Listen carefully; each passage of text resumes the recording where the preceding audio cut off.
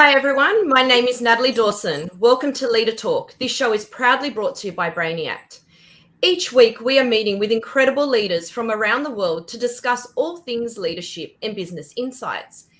Each person coming on this show has given up their valuable time for one very clear purpose: to give back to small and medium business owners.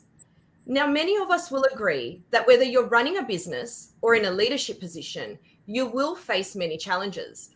There's the complexity of global economic pressure, the COVID-19 pandemic, high competition, personal circumstances, and just so much more.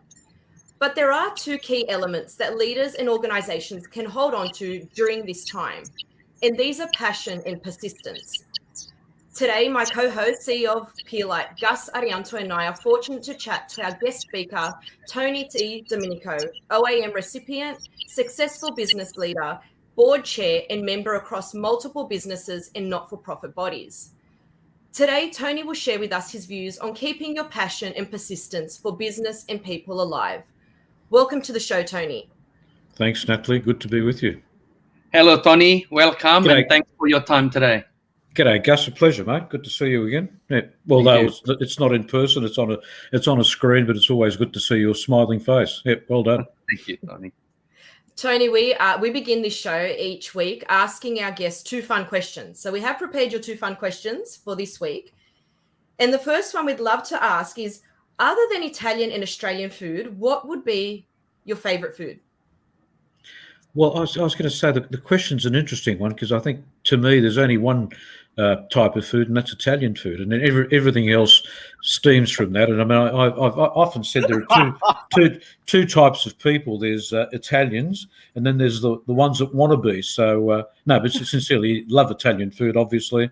Love Australian food. I mean, the wonderful produce we've got in Australia is second to none.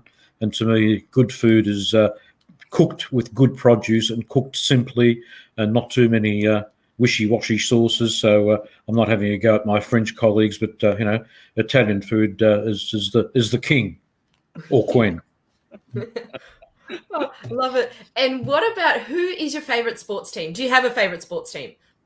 Gus will recall that from time to time I let people know that I've got a passion for the Collingwood Football Club, and always have and always will. And so I'd have to say Collingwood. Yeah.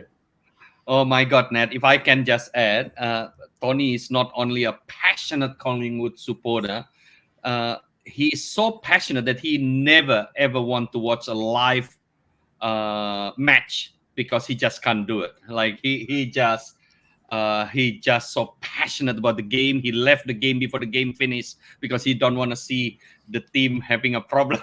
so no, Gus is right. We'd go to the MCG sometimes in a private box. So it's you'd think how good is this? And at halftime I'd say, Gus, I'm sorry, I'm going home, and I'd catch a tram or walk to the train station or the tram stop and go home, hoping that by the time I got home they'd won the game.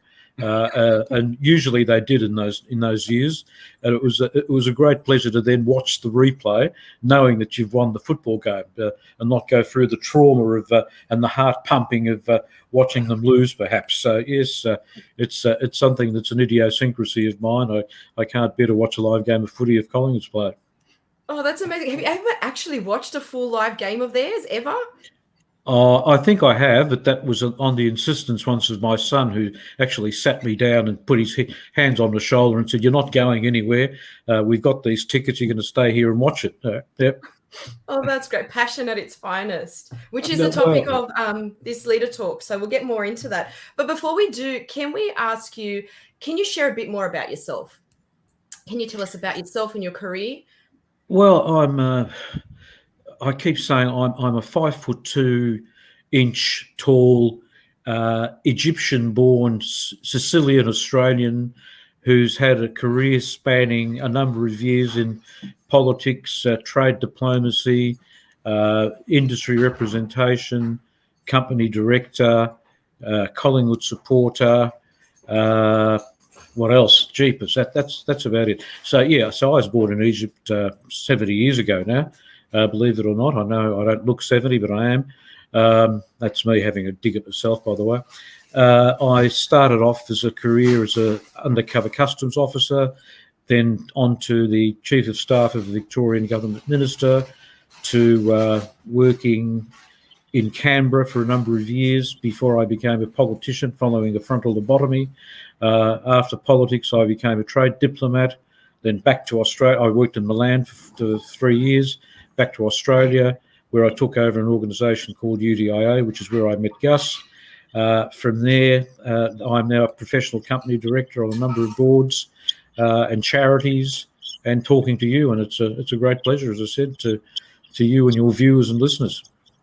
Hey, Fantastic. Tony, can I just add something? You know, you it's funny when you introduce yourself, you even descriptively mention how tall you are, and I never forget every time you speak on a big event in front of 500 people, instead of getting too much worry about what people think and how people view you because of how tall you are.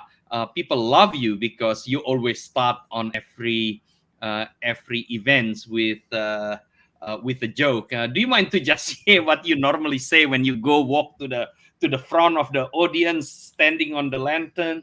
And Natalie, Gus is right. I can recall that many years ago, the rostrooms that people provided when you booked a place to hold an event. As I said, I'm 5'2", and usually the rostrum came up to my eyebrows. So I'd realised then that I'd needed a box to stand on. Before I stood on the box the first time, I got up there and tapped the microphone and said, "Can you hear me?" And then the next question I'd ask is, "Can you see me?" And of course, it reflects the fact that reality is that, listen, I'm a little bloke, but secondly, you automatically gained attention of your crowd, who'd automatically just keep quiet and start laughing, which meant that I could have a go at some people in the audience, because if I'm prepared to have a go at myself, and then people shouldn't be concerned if I had a go at them. So yes, it's something that was one of my trademarks. Probably still is, actually, if I need to speak it in a public forum again. But I think the things that I learned, Nat, about that is, cut the joke aside. And I think many people able to learn from this is we all come with our own belief whether certain things become a weakness or a strength, whether it's physical or non-physical. But Tony used that as his strength. People do not see him differently. People actually love him of who he is, because he's able to find the fun out of the situation himself. So people do not see him differently. Tony in front of us is a fun Tony. And I think that's one thing I learned for the almost 20 years knowing you, Tony. Yeah, and it's also, seriously, it's also about making people around you feel comfortable. And you've got to use whatever tool you've got in your repertoire to make sure that happens. I mean, for example, if you're a small business, you're a cafe, restaurant owner, you've got to look after the people that are there to eat and drink with you, because they're going to come back again if they're treated right. And if you don't treat them right, well, obviously they're not going to come back again. You're going to lose money. So it's as simple as that. And I've always believed in the concept of the old KISS principle: keep it simple, stupid, because it's usually works. Usually does. Yeah, it's a great message. And Gus, you also have a really interesting story about how you met Tony. Yeah. Did you want to share that? Yeah, this story is very close to me. Obviously, I'm a migrant. I came to this country in 1990, and throughout my journey, I'm an engineer. And when I start my career in the building industry, obviously, I have no contacts. Let alone I know what's a building industry, and this is in year 2000. And I remember we went to Queensland for a UDIA, Urban Development Institute of Australia conference, where I think, I don't know, Tony, 1,000 people, delegates from different states came. And I was a young sales representative for a company named James Hardie Australia. Zero contact, didn't know anyone. And I tried to introduce myself to different people. No one want to talk to me. Who wants to talk to a young salesman back then? But then there's this guy. Tony walked around, and I saw him, and I said to myself, who's this guy? He always smiling. So I go to him and I said, hey, Tony, I'm Gus from James Hardy. I'm new. I do not know anyone. Do you mind if I introduce myself to you? And instead of introducing me and him, he said, you do not know anyone? Let's walk with me. I introduce you to 1,000 people. And then the story goes to the extent I will never forget this. He invited me to a regular lunch, which is a monthly lunch with a group of Italian developers named Sultanas. And I remember when he asked me to join, I said, but Tony, all these managing director from a big development company are all Italian, and you are Italian. I'm not Italian. And Tony said to me, I guess, do you like pasta? And I said, oh, I love pasta. Well, that means you are actually Italian, so you can come here. And the things that interest me, and I tell this story to many people, it's not so much about the fact that Tony invited me to that forum. Okay, that's nice. Thank you so much. But how a person helps someone that have no benefit whatsoever to him back then. If everyone do this, we will live in a better world. If everyone helping a small business by introducing one to another, if everyone donating their time, their expertise, like what he's doing, you will see a more successful outcome of the community. And I will never stop telling this story because I'm the only Indonesian Italian on the table eating pasta. Thank you so much, Andrew Craig. And let me tell you, isn't he great? I mean, how could you not help this bloke? I mean, he's a passionate Indonesian Italian, and it's very easy to love Gus because he's a lovable human being. But no, sincerely, and by the way, I must tell the people watching this, it's the Sultanas, not the Sopranos, just to get it straight. So don't misunderstand what Gus said. It was called the Sultanas, a group of Italian developers. But no, yes, it was again. It proves to me that it's all about treating people, making people feel important. If there's one thing I can say to anyone in small business, big business, whatever business you're in, politics, anything, make the people around you feel important. Because if you've got the passion as well, you make the people around you feel important. Make sure you get people around you that are better at things that you're not good at. Again, keep it simple, but any business, big or small, dependent on the people involved in that business. And if some of that passion that Gus has, and some people say I have, can rub off on the people around you, by God, it makes a great team. I had Gus will relate to this. My UDIA office in St Kilda Road had about 8 people working for me. We used to have a box of toys for kids because some of the people weren't prepared to come to work because of babysitting problems. We had little kids sitting on the floor playing with toys in our office in the city. They're the sorts of things that make people feel comfortable. When people actually enjoy coming to work, doing the work that they do, by God, it's great guns. So that whether it's, as I said, whether it's in a cafe or a restaurant or any small business, if you've got satisfaction from your workforce and satisfaction from you because you're able to put forward some of that passion to your workforce, my God, you're going to cook with gas, by God. Oh, that's great. And we can clearly tell you're a very passionate leader. And staying on this topic of passion, I wanted to ask you, why are you so passionate about people? Why is it such an important thing that everyone should really look at? Whether you're a provider or a customer or a member of the community or whatever, you're a person. So people are just people is why we exist, for heaven's sake. So make classic example. I was at a UDIA function again with a lady who's now a member of Parliament. I won't mention who she is, and we were on the dance floor of all things, and she said, you've got this incredible ability of making the person whom you're speaking to feel as if they're the most important person in the room. And I thought, my God, it's a bit philosophical, that sort of statement. I'm just being me. So the first thing I've got to say, just be yourself. No matter who you are, be yourself. The people that like you will outnumber the people that don't if you be yourself. And second thing, of course, keeping it simple, just be nice. if you can't be nice, be nothing for God's sake, but just be nice. Be nice. Yeah. Tony, And can the I other ask thing. you? Yeah, Go sorry. on, Gus. You go on. first, Tony. You continue. No, you go first, mate. Go on. I'm just going to come out with another cliche or something, so you might as well ask an interesting question. Go on.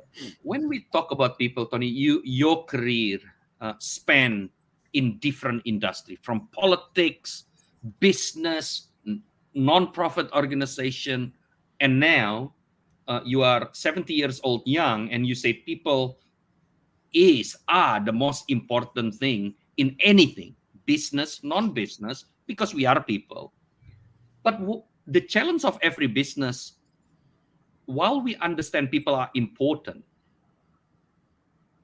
financial pressure, global pressure take us to a different level where when you look at organization, whilst we all human, the topic of how to look after people and how to focus in empowering people, it's not as strong as what we can do. Do you agree, or you think the world? I think. Do you think it's enough of what organization do for people, or do you think we need to do more in general? Of course, not talking about. I think in general we've got to stop putting people in boxes.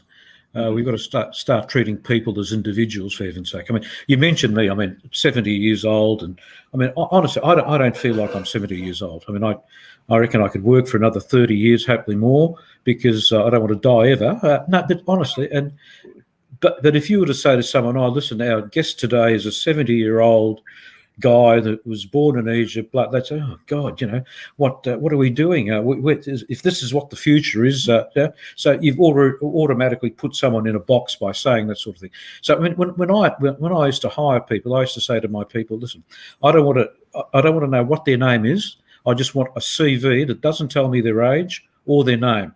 So you were sure then of hiring what, in your opinion, was the best person for the position. Didn't know whether they were male or female, old or young, black or white, Asian or Caucasian, whatever, just the best person. So again, it's not rocket science.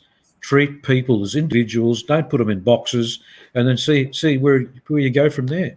Make them feel important, and they'll make you feel important back. Wow, that's a great tip, isn't it, with the resumes? Just take it all off and just judge it by skill set and everything else that's written there. Yeah. That's fantastic. Yeah. Tony, this passion that you talk about, do you think it's very contagious, but is it something that you think people can learn? Is passion something that you can just go, I want to be like Tony. I've watched him on Leader Talk. He is incredible. Can business owners out there actually learn this?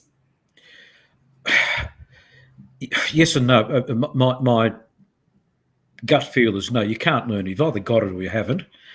You can perhaps try and nurture what it better than if you haven't got it. But you look at people like Gus, for example. He's smiling all the time. And I'm not saying this because he's on camera, because I've known him for a long time. But that's what makes passionate people come together. And as I said to you, if you can surround yourself with people that have got the same passion, and you said the word, it's infectious, and you'll probably find that when you're around a passionate person, it does infect you. So you become a bit more passionate than you normally are because you're around passionate people. Now, again, very, very hard, very easy for me to be passionate. I'm Italian, for God's sake.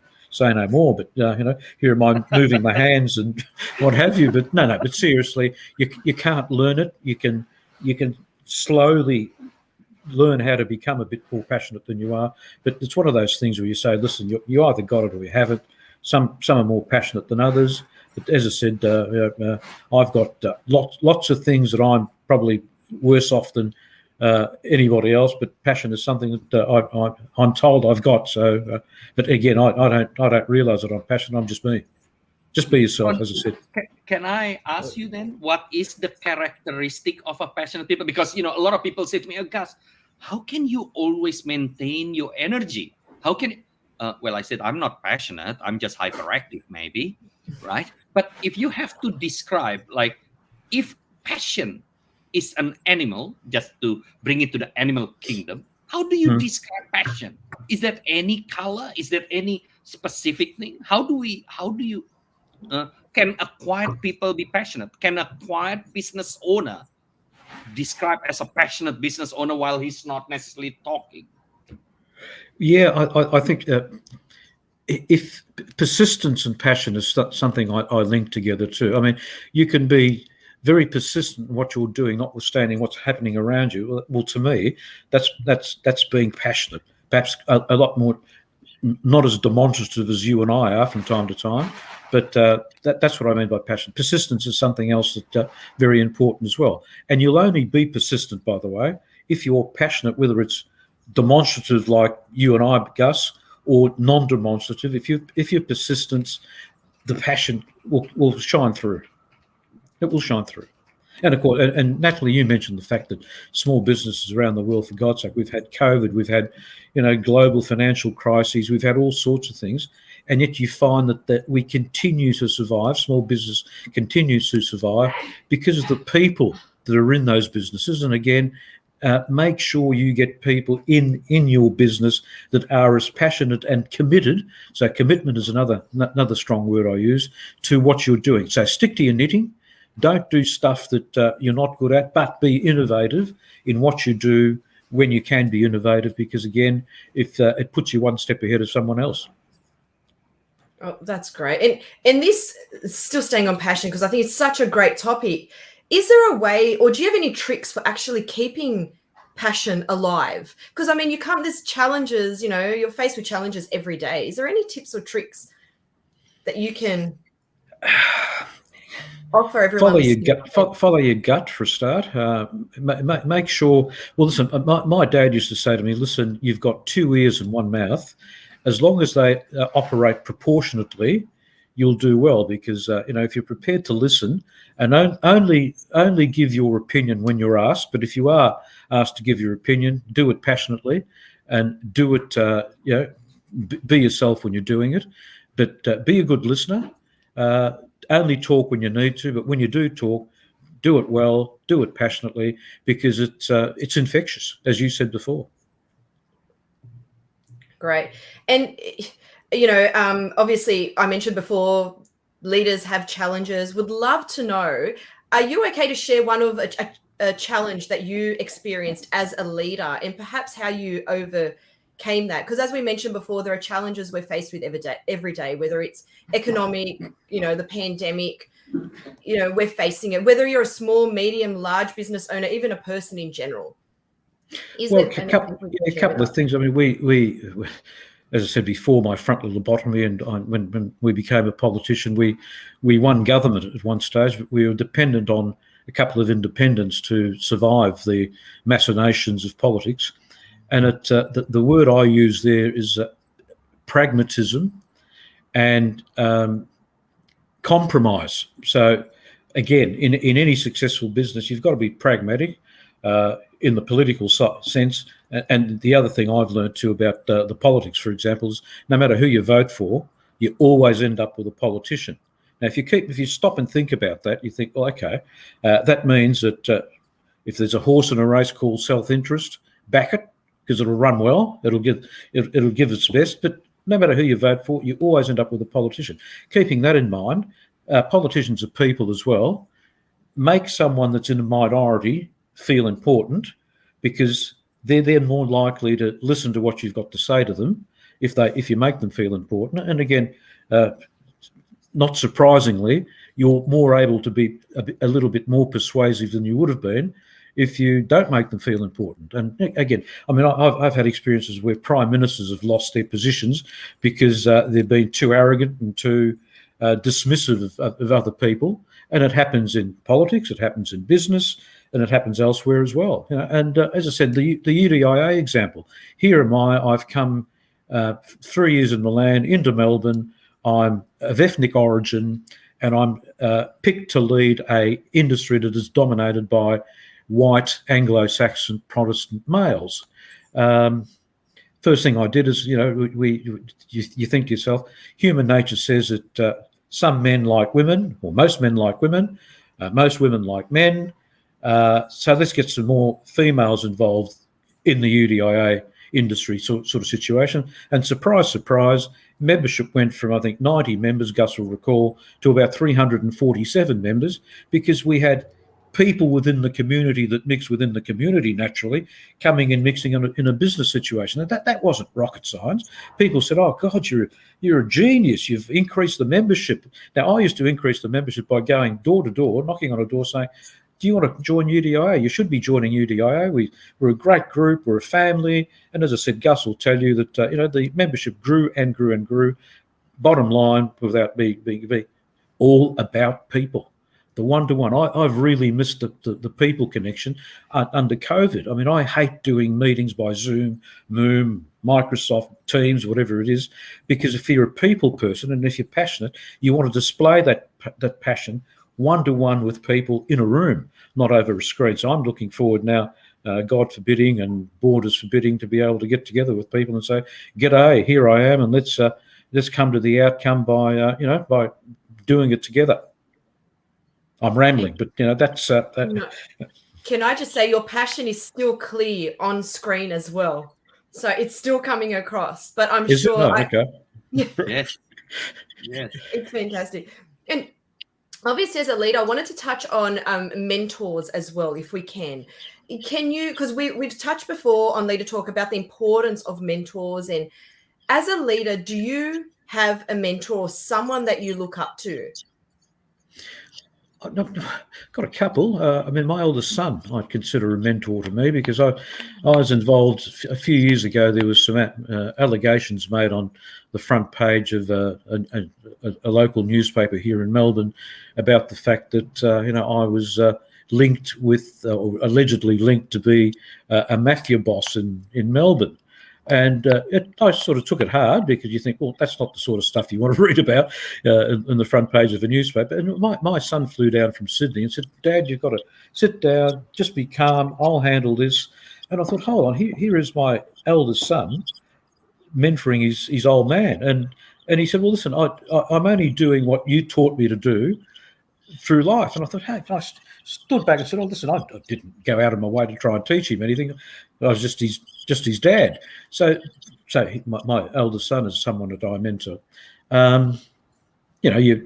There's other people around you. I mean, politically, guys like John Howard and Paul Keating.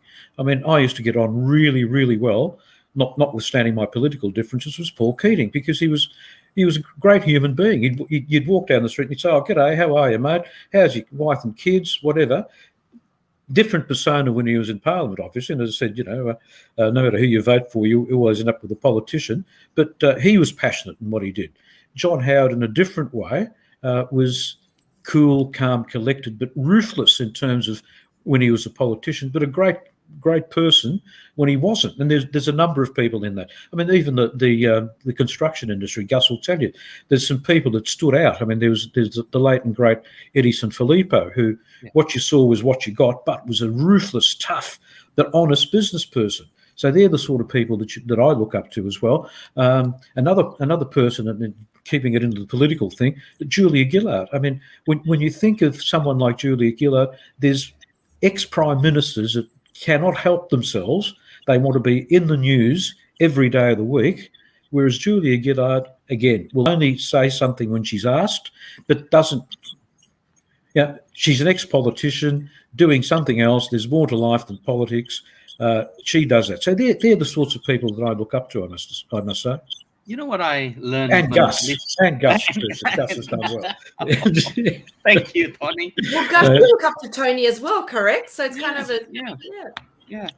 One thing that I really like about how Tony responds, and I think this is related to many small and medium business. When we talk about mentor, it sounds expensive. I personally have my personal coach, business coach, for the last 2 decades. That even this morning, I got a note from her.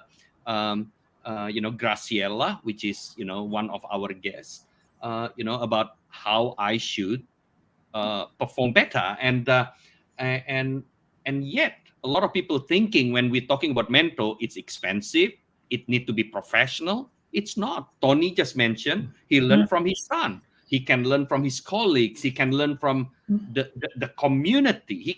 We can learn from everyone. And I think the question is not so much about do you have a 24 hours mentor. The question should be, do you choose to learn from someone else and be open-minded so you can be better than yesterday?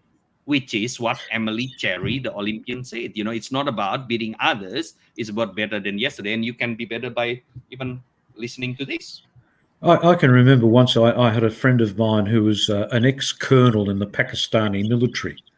An amazing. He's an engineer, Gus, like you. As an engineer, he was a professor of engineering, and he used to come out with the most amazing, simple statements, like why kill with poison when you can use honey? Now, if you think of that in a business sense, you need to make some tough decisions, but you can make those tough decisions, but by doing them nicely as well.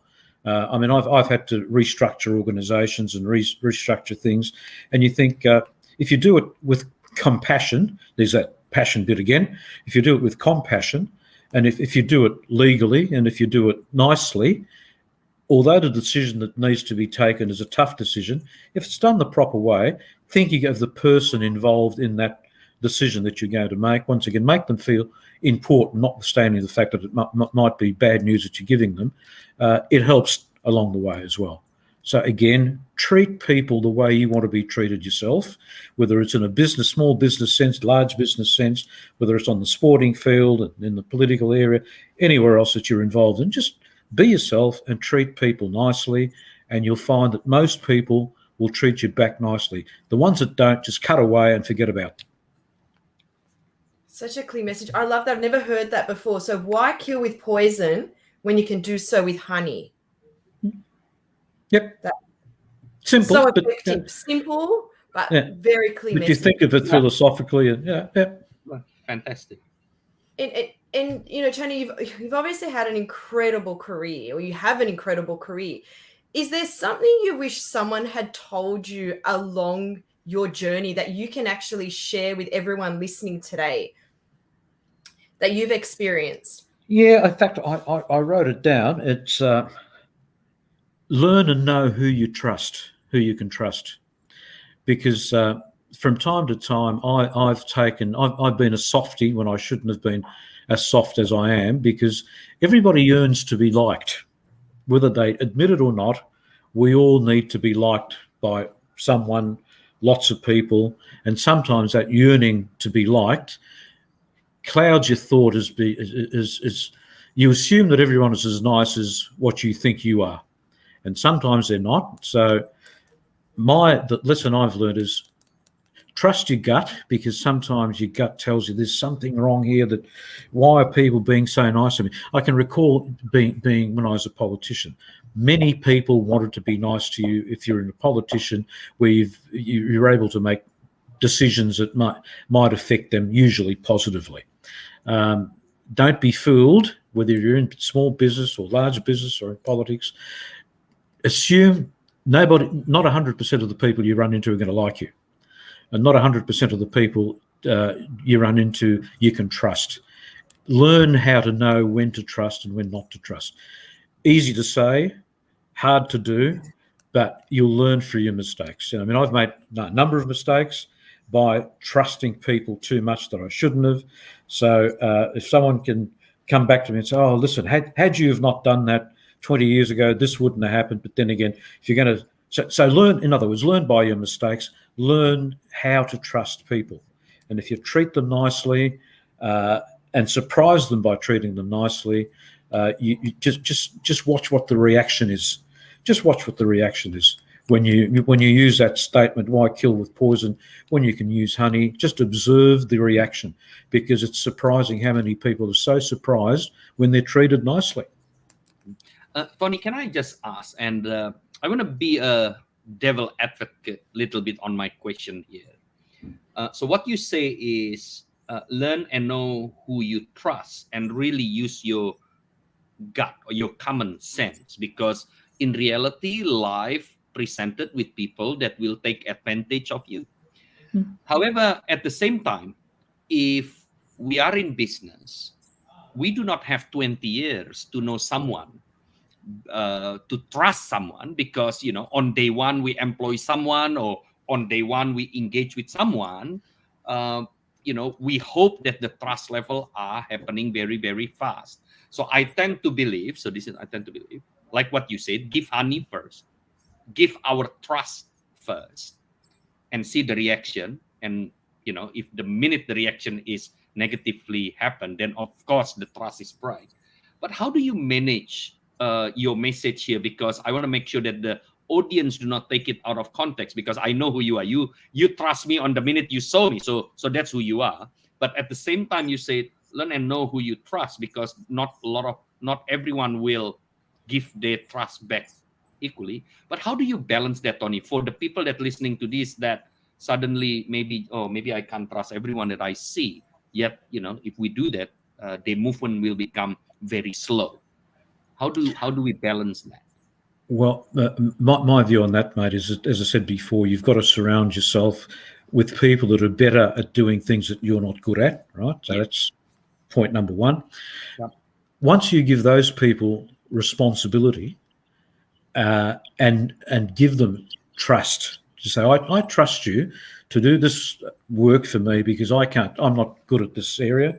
I know you are, and it's up to you now to do it for me. You're doing it on behalf of me as well, because and then see what the reaction is. And if you've got that passion that we talked about before, that is infectious, it's only those people that imbibe that infection, that are infected by your passion, then you can trust them. Because 99% out of 100, that's going to give them loyalty to you and loyalty to the job at hand. And you'll then know whether you can trust them or whether you can't trust them. And in times of hardship, your true friends will shine. Success has got many parents. Success, as I said, and another one of those great sayings, successes get many parents, non-success is an orphan. Yeah. So if you're successful, you'll have lots of friends, mate. As soon as you don't succeed in something, people will leave you at 100 miles an hour. But it's the people that stay with you when you're in trouble that you can trust. Yeah. And the more people you've made feel important, the more will stick with you when times are tough. And I've learnt that twice in my lifetime, and it's amazing. Once you know who your true friends are, you're a happy person. You really are. Such a Once you've got powerful more than one. As long as you've got more than one. Yeah. Look, Tony, you mentioned before about making mistakes, and as leaders, we make mistakes all the time. No one is perfect, and even people in general don't have to be a leader. Do you have any tips for actually acknowledging these mistakes and moving on? Because sometimes it is quite hard. You ponder a lot about these mistakes. We make them. As I said, no one is perfect, but it's sometimes hard to pick up and be resilient and keep moving on. Do you have any tips for listeners out there on how to maybe I also add, especially for us small business owner, a mistake can be fundamentally challenge our position to actually readjust. I always make I'm a small bakery, and I have one staff, which is Natalie. We work together, Natalie in the counter, and I'm doing the bakery. And one day I make a decision that I want my bakery to sell non-halal meat, or contain pork, for example. Yet I forgot that I live in the community where 99% is unable to eat non-halal meat, for example. And that's a fundamental mistake, because then I lose my initial money buying many kilograms of meat, for example. Now, how do you recover from that kind of mistake that impacts small business, for example? Well, go and sell the meat that you've got somewhere else that are meat eaters, for a start, and secondly, don't make that same mistake again. I mean, honestly, and that's the innovative stuff that I talk about. I use the example of the UDIA increase in membership. Simple. I mean, Gus, you'll recall we created a women in property, we created a young people's group, And then we got them all together. And guess what?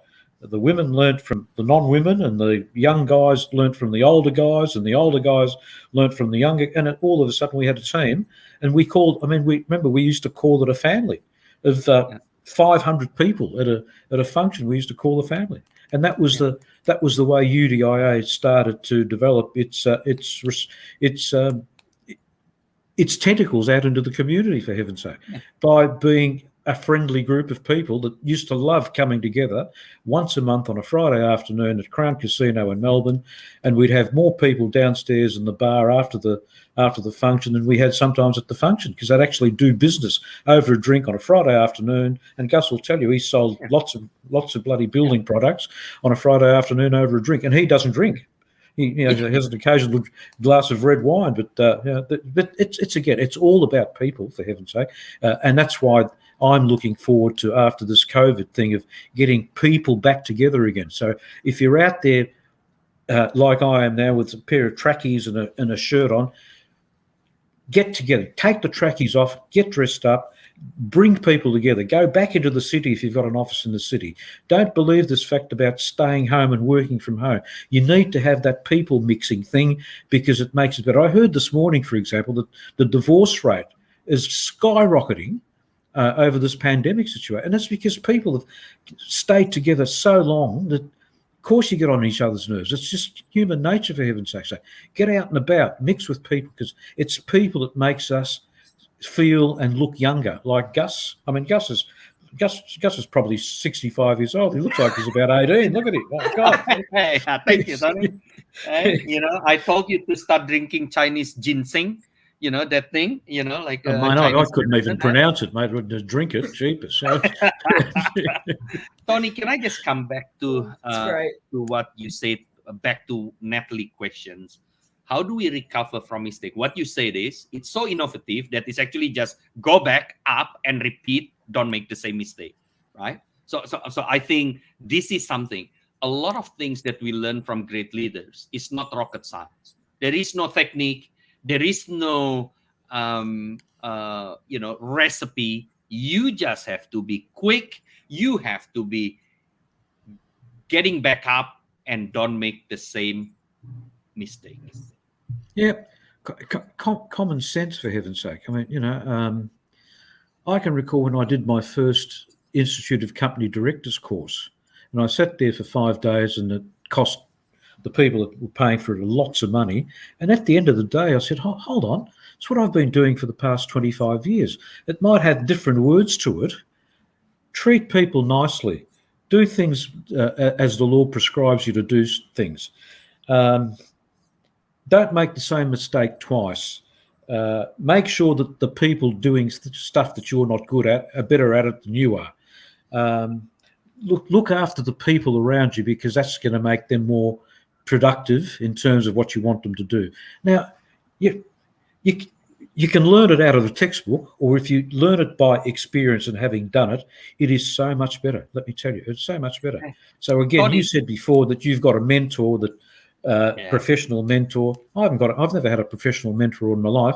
Didn't even know what a mentor was, for heaven's sake.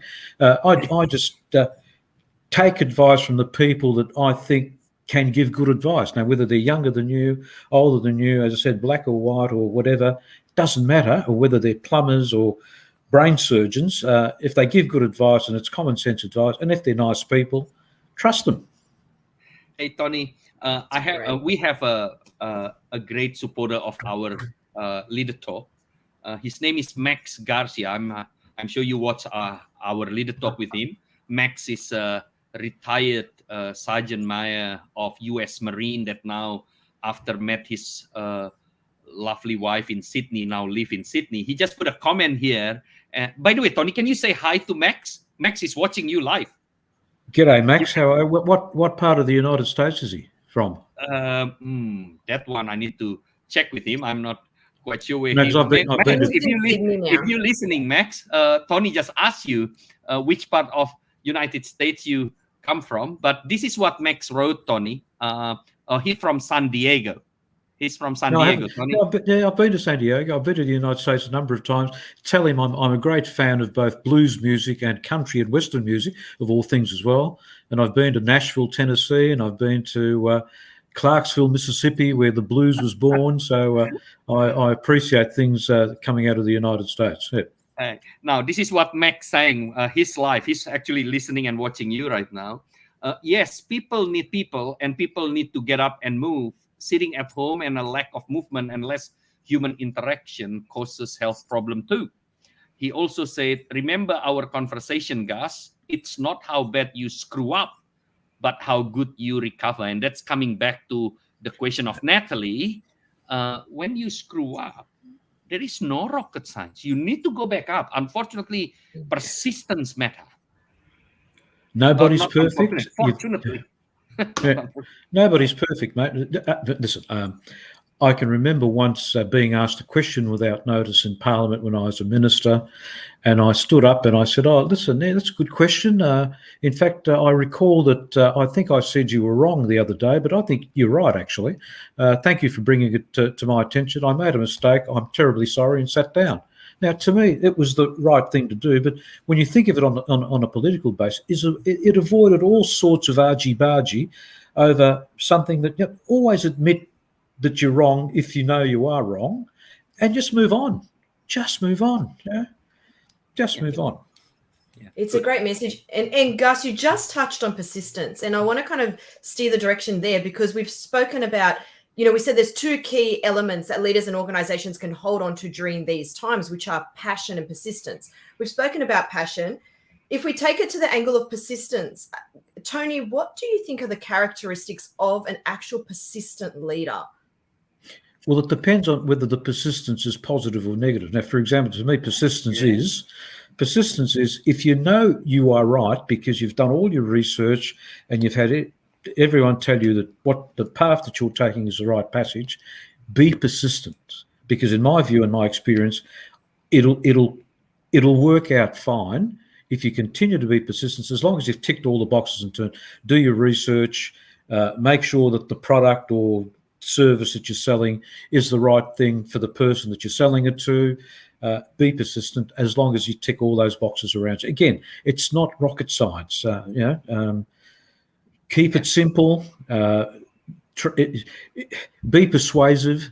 You're persuasive if you are in yourself rooted to what you're trying to be persuasive about. If you stick to your knitting, if you know what your knitting is, you'll be persuasive because you've got the passion for what you're trying to do. Again, it's not rocket science.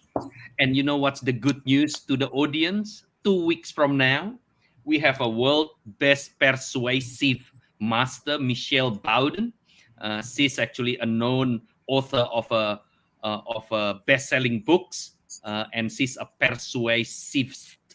And Tony, just like what you said, our ability to persuade, our ability to be persistent, it's matter. And you know what I learned as well?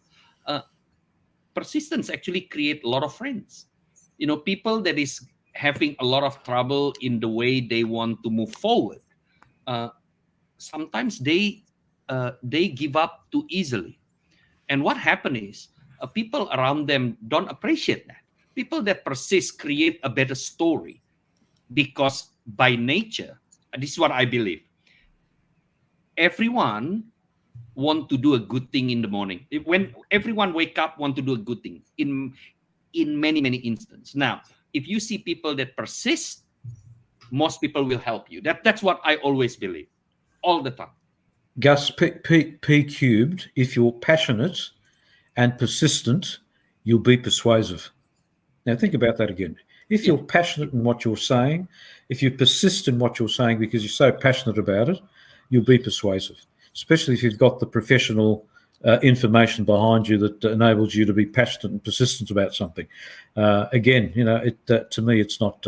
And the other point you make too is, and it's something I've learned from a guy that some will know, the former Premier of Victoria, a guy called Jeff Kennett. Now, I heard Jeff, and he was talking as then chairman of Beyond Blue for mental illness for people. And he said to me, the first thing you need to do if you wake up in the morning, is just say thanks to God that you've woken up, and then treat your day as if perhaps it may be your last. So enjoy your day. When you say to people, enjoy your day, mean it. Don't say it because it's the right thing to say, but mean it. And again, that's be yourself, because people know. I mean, I know when I go to a shop and I buy it and say, oh, thank you, have a good day. You know that's not meant because that was on the list. Now, these are the things one must say. So, Gus, I know you smile because I mean I've always been, just be yourself. Say what you really believe. Do it passionately, and it'll come through. But if you read it off a piece of paper, the passion won't come through. Tony, talking about this persistence, how can leaders out there or business owners out there keep persistent if they keep having all these challenges coming their way? Is there any advice that you would have? Because, it's kind of... Tony, it's a simple question, but it is actually true. Yeah. I mean, I got friends that owning a barbershop. The last 2 years in Melbourne, this is what he said to me. So I had the first haircut the minute we were open a few weeks ago. I met Darren, and this is what Darren said. Gus, a lot of my friends said to me how lucky I am as owning a barbershop, because now people queuing, not they known for 200 days I can't make money, and I can remake the money because I literally lost 200 days. Now, when I listen to that, I keep asking, if I'm in the same position, how can I persist on this? So simple question and real question for small business owner. Well, obviously your barber friend, and by God, I had a haircut last week too, believe it or not. And by the way, just as an aside, another joke. I think mine was $35, $5 for the haircut, and $30 searching fee. But but sincerely, barbershops. Obviously, he loves what he does. Persistent because, let's be honest, there's a lot of people were helped by JobKeeper, JobSeeker, job, everything that was going on as well. And I've got to say, I said before that, and I'm glad that our mate from the United States now living in Sydney agrees. We've got to get people back together as people, mixing with people, because there's a tendency of some to sit back and say, oh, listen, I'm getting all this money sitting at home to do nothing or whatever. We got to get back together as people, because that'll help your barber. It'll help all the other small businesses around the town by just people being people.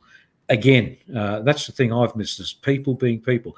I mean, I live in Melbourne, and we were let out last week, and I still feel strange going into the city, for example, seeing all these people around me, because for the past 263 days, I've been locked up from 9 o'clock at night till 6 in the morning. And you get used to that sort of lifestyle. You get used to sleeping in a bit more than you normally do. When you've walked around Faulkner Park like I do for 265 times, you actually know how many trees there are and what they look like. The thing I've missed is that person-to-person contact. Now, that's me. Perhaps others enjoy staying home, not mixing with people. So be it if that's what you enjoy. But to me, they say that love makes the world go round. Well, I disagree. I think people make the world go round, and I said all people make the world go round. People's is important. People make you passionate. That's what makes me tick. People make me tick. Passion makes me persistent. Persistent makes me persuasive, and that's the way I am. And that works. I think whether you're an individual, small business, a large business, sporting organisation, whatever it is, people matter. They really do. Such a clear and very strong message. I'm looking at the time, Tony, but I want to ask you something about work-life balance, because you do manage a lot. I mean, you're on the chair of many boards. You're also a board member. You obviously juggle a lot. How important is work-life balance, do you think, for everyone out there and everyone listening? Because we could be working all the time, especially in this lockdown. I'm glad, we're getting out of it, but it blurs the line between work and personal well-being. So again, it depends on what your interests are. I mean, I've got very limited interests, and I enjoy James Bond movies. I enjoy watching the race horses, although I don't back them. I only back the horses on Melbourne Cup Day, and I back the winner, by the way. So it's a good omen. Did you back the winner? I did. Yeah. Very, very elegant. Yeah, very elegant. And the gut told me to back Very Elegant, so I followed the gut, and it's right. It was right this time. No, but you've got to have that work-life balance. I mean, I love to cook. I love my Italian wines. I'm passionate about the Collingwood Footy Club when they're playing footy. I enjoy the cricket. We go to the ballet. So have interests outside that. But to me, if you're working in an area that you're passionate about, to me, you've got the balance. Honestly, you've got the balance. I mean, I could work 24/7 in the things I do because I love what I do. I mean, I go from small goods, abalone, which I don't like to eat, but I chair the Abalone Central Zone of Victoria. I've had an abalone once in my life and wouldn't give you 2 bob for it, but there are millions of Chinese that love it. So there you go. I go from housing to development, and I was on the board of Prahran Market. So it's varied. It keeps me young because I've got my brain working in all different directions, and I enjoy it. And again, let me stress again, all those things I'm involved with involve people. They involve people, and people are amazing things. People are amazing things, and the more we can get on with as many people as we can, the better we are. And this is the thing about work-life balance that I also take. I witness a lot of question about work-life balance. But what's different too, when I spoke to successful leaders, and when I call successful leaders, I'm not talking about title. I'm talking about leadership as a totality of a human being, and how they run their life. They hardly talk about work-life balance. They talk about interest. So Tony didn't say work-life balance means that we have to work for 10 hours and we have to sleep for 10 hours. Tony talked about go your hardest, be persist and passionate, and make sure you look after your interests, if it's cooking, if it's swimming, if it's your sports, even the thing, because it's all interlinked. The question that always raised about work-life balance, even when I'm in business, it's come from the people that have a high goals. So they want to be something really, really high. They want to climb Mount Everest, but they asking how many hours they need to sleep. Like if I always say to people, hey, if you want to climb Mount Everest and you give yourself 2 weeks, then you have no balance. I remember I interviewed a guy. This is when I was at James Hardy. I interviewed a young guy, and he said to me, I said to him, hey, I can't remember his name, Johnny, tell me what's your dreams in the next 5 years? And he said, well, I really want to be the CEO of this company. And back then, the CEO earned $20 million per annum, right? And I said to him, in 5 years, can I ask you something, Johnny? Do you have a girlfriend? And he said, yes. How often you see her?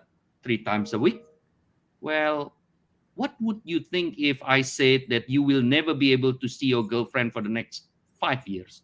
If you are right now 25 years old and you want to be a CEO of a company in that size in 5 years, you might get lucky, but I don't think so. And he said, nah, I need balance. I need to see my girlfriend. Now, that's a problem about work-life balance and goals. And also, I mean, leadership comes to mind. And again, Gus, whether there's a group of 10 people or 10,000 people, there's only one leader, okay? So not everybody can be a leader. So the first thing you've got to do within yourself is say to yourself, will I ever make a good leader? Because sometimes it's better being a good follower than a bad leader, and sometimes it's better being a bad follower and a good leader. So, a lead, not everybody is destined to be a leader. So the first thing, and I know it might be tough for people to comprehend, you may not in fact be a good leader. You may be a magnificent follower, and every leader needs followers. There are more followers than leaders, so that's how important followers are. And again, it comes back to that, making people feel important, because A, they are important, number one, and B, you need them to feel important, because if you are a good leader, that's what, to me, is one of the greatest traits of good leaders, making people below you, around you, feel as important, if not more important than what you are in the roles they have. That's great. And Tony, you've shared so many great things, but there's one thing that I will take away and I will never forget. It's almost like 3 Ps: passion, persistence, people. It's all like they work hand in hand, and every discussion we've just had, it's a very common theme. And they're the 3 things that I think just keep coming up. Yeah, and I mean, I'd change it around. It's people that make me passionate, and it's my passion that makes me persistent, and that persistence makes me persuasive back to the people that you want to be persuasive to, and that gives you more passion. It's a circle going round. So P all the time, and pragmatism as well. So there's 5 Ps. 4 Ps. Yeah, fantastic. All in the one pod, and you've got what it takes. Success. We've got success. Yeah. That's great. Look, I'm looking at time. We have gone over time, Gus. I'm going to hand it over to you to do a wrap up of the show. Thank you. So Tony, once again, thank you so much for your time. You are a great leader. You are a great friend, and you are such an amazing human being. Leaders that is always in favor of people. You don't try to make it anything else. It's all about people. And we, as the host of Leader Talk, really glad to bring your insight to the world. Now, this is what I learned from you. I actually wrote so many notes, but then I want to make it the simplest summary that I take from today. Why kill with poison if you can do it so with honey? As what I take from that, if you able to persuade people positively, you will change the world. Tony, thank you so much for your time today. We, on behalf of Leader Talk, great to have you, and I hope the audience, small, medium business all over the world, can learn from your insight. You are 27 years old, Tony D. Domenico. Well, Natalie and Gus, it's been a pleasure, and I hope I've been of some use to what you do. Hat off to what you do. It's a great concept, Natalie and Gus. Fantastic. Keep smiling, Gus. Natalie, if I'm in Sydney, I'll give you a buzz. We'll catch up for coffee or something near your office here in Australia Square. And g'day to my American friend who I've never seen. So his name is Max Garcia. Max Garcia. So he's got that Spanish Latino background from San Diego and California. And good on you, Max. And I hope to catch up with you too sometime. Hey, Tony, knowing you, I think you will say Max is actually originally from Italy as well, because you say that everyone originally come from Italy. Well, no, I can't. Listen, the Garcia, mate, I've got to take my hat off to the Spanish Latino background there. There's not many Garcias in Italy, but no matter. He's Latin, right? So he's Latin. So he'll have a lot of passion, I hope. Fantastic. And thank you so much for your time, Tony. And pleasure. Thank you everyone for tuning in.